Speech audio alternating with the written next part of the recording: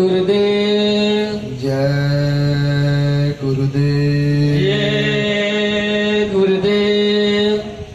प्रभु का पावन नाम, जय गुरुदेव। मालिक का सच्चा नाम, जय गुरुदेव। समय का जागृत नाम, जय गुरुदेव। इसलिए सब मिल बोले जय गुरुदेव। सब रूप में विराजमान गुरु जी महाराज के चरण कमलों में सादर नमन। जय गुरुदेव। संगत के संभाल करता गुरु महाराज के जानसीन महात्मा, हम सब कलिजुगी जीवों को इस घोर कलिकाल में भी जन्म मरण के चक्कर से छूटकर अपने घर, अपने वतन, अपने लोक जाने का रास्ता बताने वाले उज्जैन के त्रिकालदर्शी महात्मा पूज्य बाबा उमाकांत जी महाराज के चरणों में सादर नमन। जय गुरुदेव। जय गुरुदेव। सत्संग के निमित्त पधारे हुए सत्संगी भाईजान, माताएं, बहनें, बच्चे बच्चियां तथा मेरी आवाज जहां तक जा रही वहां तक के सभी धर्मों के मानने वाले धर्म प्रेमी सज्जन, आप सबों को मेरे तरफ से सादर नमन। जय गुरुदेव।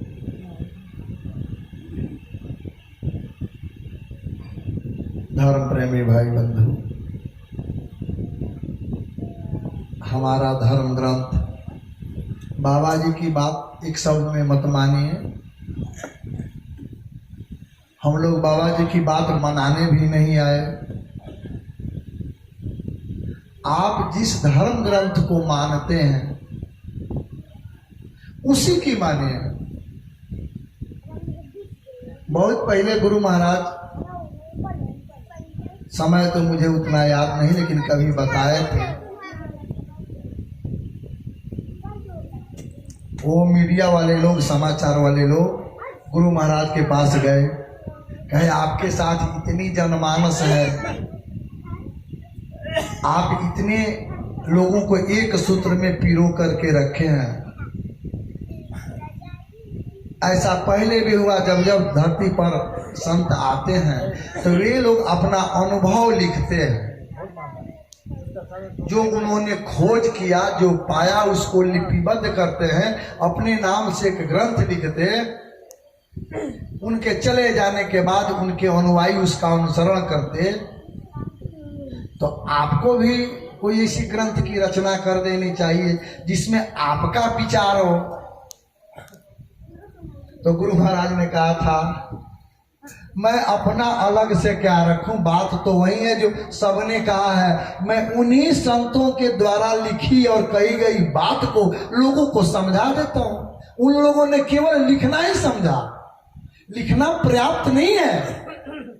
लिखी हुई बात को अमल में लाना उचित है, और मैं वही बात तो लोगों को बताता हूं। मैं अपना कहां से दूसरा बात रखूं। तो हम लोग वेद को मानते हैं, दुनिया के लोग भी, सभी हिंदू धर्म को मानने वाले लोग कहते हैं जय गुरुदेव वाले लोग नए हैं, नया धर्म पंथ जो कहना हो। हमारा मूल ग्रंथ वेद है, मनुस्मृति है। आप उसी की मानिए, मत मानिए बाबा जी की बात। उसको तो कम से कम मानिए। उसमें लिखा गया है कि मनुर्भव, मनुष्य बनो। इसका क्या आशय है? हमारा साइकिल बन के अगर तैयार है तब तो कहना नहीं कि भाई किसको बनाओ। अगर हम कह रहे हैं इसका मतलब उसमें खामी है, उसको बनवाना पड़ेगा, बनवाया जाता है। आदमी, इंसान मां के गर्भ से पैदा हो गया तो मनुष्य नहीं है। मनुष्य के जैसा, जैसी मनुष्य की आकृति होनी चाहिए वैसी आकृति बस है। मनुष्य को तो उसे बनना पड़ता है, तब जाके मनुष्य कहलाता है। और मनुष्य, जीव को मनुष्य बनने के लिए हमेशा से सबको वर्तमान समय के किसी न किसी कामिल मुर्शिद औलिया फकीर संत महात्मा संत सदगुरु के बगैर शरण में गए यह जीव मनुष्य बन नहीं सकता। इसकी दूसरी कहीं पाठशाला है ही नहीं। जबानी खाता पूंजी से कागज पर आप सर्टिफिकेट भर लीजिए, एक दिन भी स्कूल नहीं जाए तो आपके सर्टिफिकेट का कहीं वैल्यू है? सर्टिफिकेट तो तब मिलेगा जब कोई मास्टर आपको पढ़ाएगा, आपकी परीक्षा लेगा और परीक्षा में उत्तीर्ण होने के बाद सर्टिफिकेट भर के दे देगा। उस सर्टिफिकेट की हर जगह मान्यता होती है। तो हमें मनुष्य बनना पड़ता है। गोस्वामी जी ने रामचरितमानस में लिख दिया इसके विषय में कि रामचंद्र के भजन बिना जो चाह पद निर्वाण, ज्ञानवंत अपि सो नर पशु बिन पुच्छ विषाद। वो ज्ञानी तो आदमी हो सकता है, किताब का अध्ययन करके ज्ञान प्राप्त किया जा सकता है, बहुत बड़ा वक्ता बना जा सकता है, बहुत बड़ा तपस्वी बना जा सकता है, बहुत बड़ा सिद्धि वाला बना जा सकता है, लेकिन मनुष्य नहीं है। विचार कीजिए, रावण क्या था? अगर मनुष्य था तो राक्षस की उपाधि क्यों दी गई? ज्ञान कम था उसके पास, तपस्या करने की सामर्थ्य कम थी, बाहुबल कम था, राक्षस क्यों कहा गया? उसने सत्संग नहीं किया था।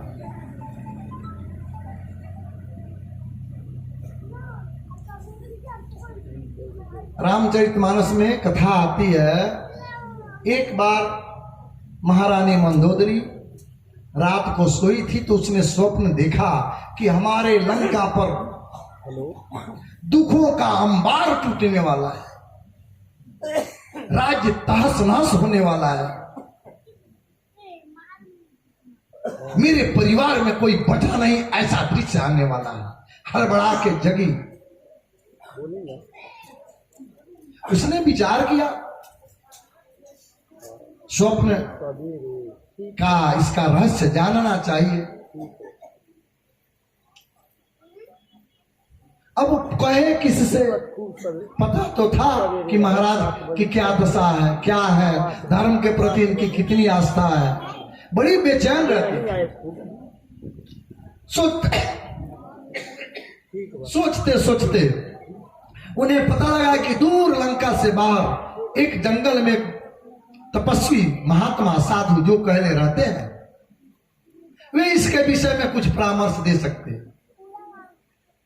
एक दिन समय निकाल के गई, अपनी सारी बात कही। महात्मा ने जो तरीका था उनको इस समस्या के हल करने का कुछ प्रश्न किया, उसका गुणा भागा निकाले।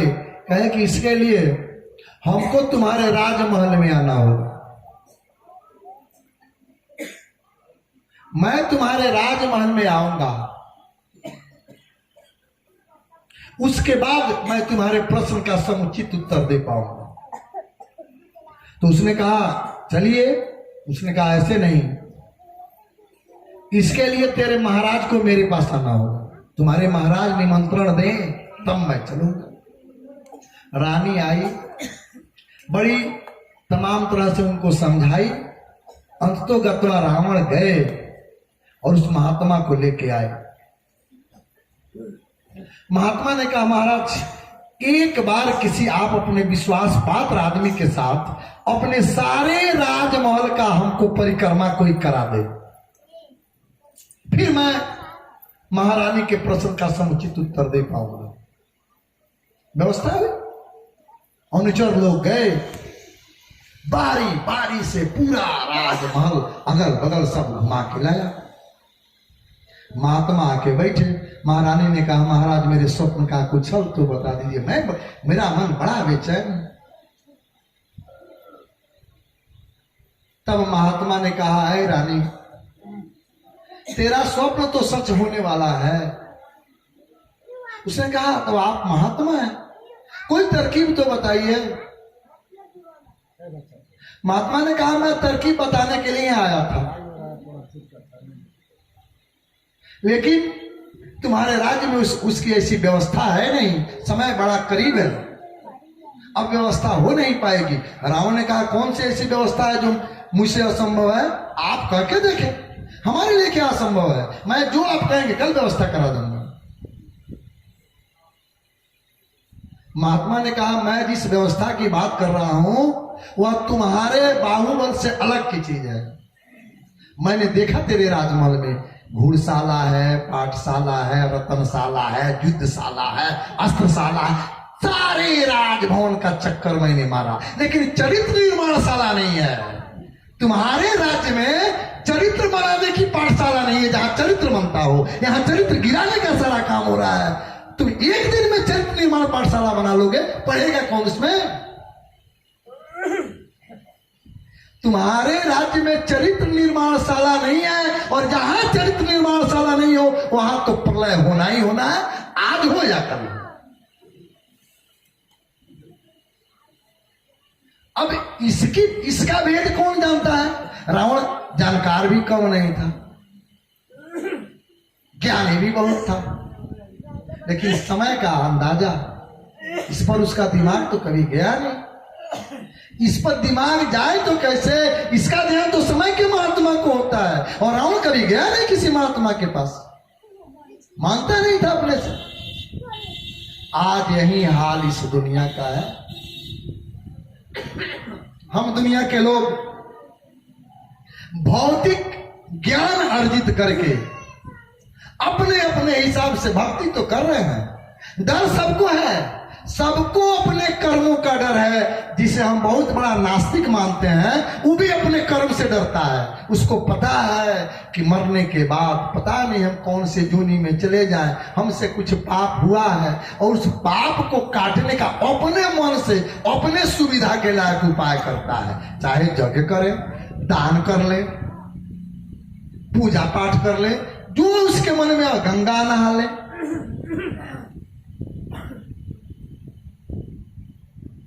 अपने हिसाब से जिसमें उसकी अपनी सुविधा हो। अरे इसका भी निदान किसी महापुरुष के पास जाकर जब यह जीव चला जाए और उससे पूछे कि मेरा निदान क्या है, मेरी जो समस्या है उसका कोई उपाय बताइए, तो महात्मा तो उपाय बता दे। पूजा पाठ तो हर जगह हो रहा, लोग धार्मिक भी है, धर्म पर उनकी आस्था बड़ी अडीग है। आप देखिए सावन के महीना में नंगे पैर, चिलचिलाती धूप, जो आदमी कभी टायर से, एसी गाड़ी से नहीं उतरा जमीन पर, वैसे लोग भी पैदल, नंगे पैदल कांवर लेके बाबा धाम जाते हैं। पैर में छाला पड़ जाता है, फिर भी सवारी का उपयोग नहीं करते। आस्था कितनी प्रबल है, लेकिन तरीका उतना उचित नहीं। जब आपके धर्म ग्रंथ में लिखा गया है, वैज्ञानिक लोग दवा बनाते हैं तो उस पर होता है ना कि एक्सपायरी कब तक ये दवा काम करेगा। जब दवा बनता है तो उसकी मात्रा के हिसाब से उसी समय यह सिद्ध हो जाता है कि इतना समय तक यह दवा काम करेगा, इसके बाद इस दवा का प्रभाव खत्म हो जाएगा। आप दवाई खा लो, एक तो दवा काम नहीं करेगी, दूसरा उसका साइड इफेक्ट आपको नुकसान पहुंचा सकती है। जब आपके रामचरितमानस में लिखा है कि कलयुग जग जोग नहीं ज्ञाना, फिर बड़े बड़े आचार्य, बड़े बड़े विद्वान क्यों जग की प्राथमिकता दे रहे हैं? या तो आप रामचरितमानस को मत मानिए, कहिए कि इसमें गलत लिखा है, ऐसा आप कह नहीं पाइएगा। जब मानते हैं तो यह बात लोगों को बताइए कि इस कलयुग में यज्ञ से आपकी समस्या का समाधान नहीं है। जब उसी रामचरितमानस में लिखा है कि कलयुग यज्ञ जोग नहीं ज्ञाना, एक आधार नाम गुण गाना, नाम रहे सतगुरु अधीना, सतगुरु बिन कोई नाम न चीना, तो फिर काहे कौने बात का यज्ञ जी? जग में अपना समय क्यों बर्बाद कर रहे हैं जब उसका फल आज है ही नहीं। दवा बढ़िया है, जब जिस समय के लिए बनी थी उस समय लोगों को लाभ हुआ। अभी दवा एक्सपायर कर गई, आज जो दवा कार्यरत है उसको करें। अब हम तो ये नहीं कह रहे कि आप धर्म ग्रंथ को मानते हैं कि नहीं मानते हैं, आप स्वतः विचार कीजिए कि आप किसको मानते हैं। रामचरितमानस का पाठ होता है, उसमें लिखा गया है बिन गुरु भाव निधि तरही न कोई, जो बिरंची शंकर सम होई। अगर आदमी अपने तपोबल से, बुद्धि के बल से, साधना के बल से, तपस्या के बल से भगवान ब्रह्मा की तरह शक्ति प्राप्त कर सकता है, यह संभव है। ऐसा हुआ है पूर्व के युग में। वही विश्वामित्र एक त्रिशंकु के लिए अलग स्वर्ग की स्थापना कर दिए कि हम इसको सदैव स्वर्ग भेजेंगे, स्वर्ग बना दिए। इतना सामर्थ्य था इंसान के अंदर, आ सकता है।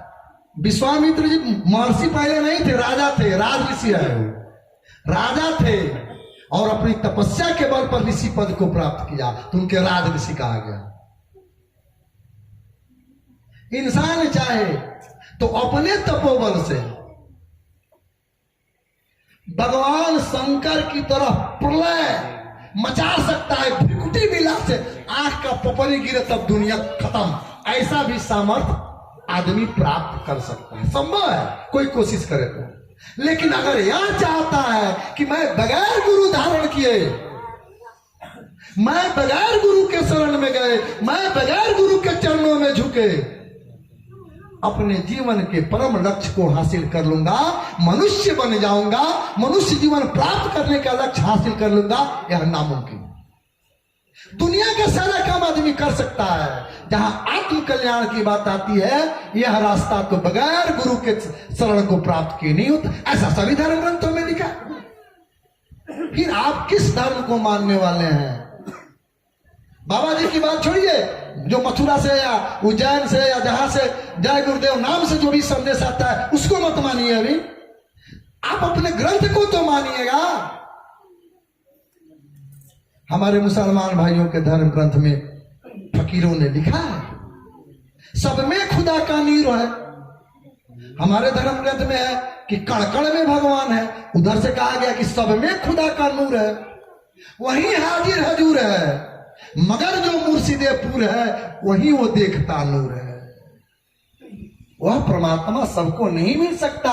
जो पूरा मुर्शिद है, जो पूरा फकीर है, वही उसको पा सकता है, और जो पाया है वह आपको भी दिखा सकता है। हम उसका सानिध्य अगर ग्रहण करें, अब किसी के शरण में चले गए, कोई हमको भूलिया ले तो हम अपना तो नुकसान, वो तो अपना नुकसान कर ही रहा, आपका भी नुकसान होगा। यह आपके धर्म ग्रंथ में लिखा है।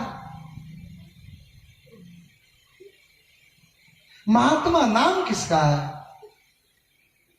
गुरु महाराज भी बताया करते थे, दाढ़ी बढ़ा लेने का नाम महात्मा नहीं है, टीका चंदन लगा लेने का महात्मा नाम नहीं है। जो अपनी कमाई से, अपनी तपस्या के बल पर, अपनी साधना के बदौलत अपनी आत्मा को परमात्मा में जोड़ दिया, वह संत है, वह महात्मा है। और वैसे महापुरुष का सानिध्य अगर मिल जाए, उसकी दया दुआ मिल जाए, उसकी कृपा दृष्टि आ जाए,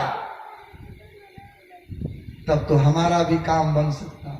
अन्यथा हमारी भी गति वही होने वाली है जो संजीवनी बूटी लादने जाते वक्त हनुमान जी की होने वाली थी।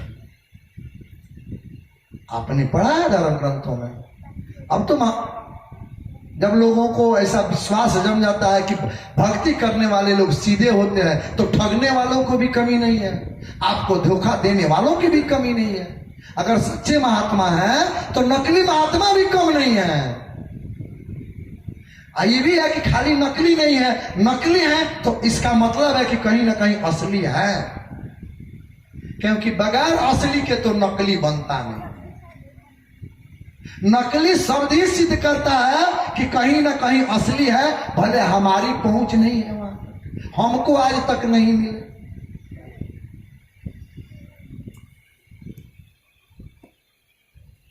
महात्मा के सानिध्य में जाने का क्या आशा है? अपने आप को उसके चरणों में समर्पित कर देना। गुरु महाराज बता रहे थे एक बार कहानी।